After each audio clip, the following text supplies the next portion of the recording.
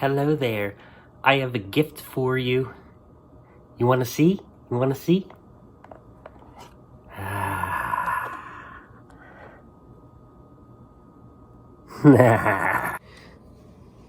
So what you're going to do is take one of these boxes here and just cut a hole.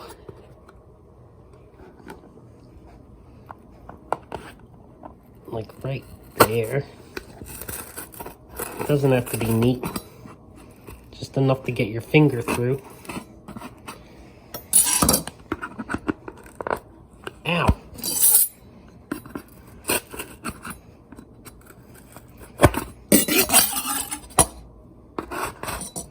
Okay. So your fingers through. You cut a little hole in this paper towel. Or get it, you cut the hole in there and then you just have your finger flat.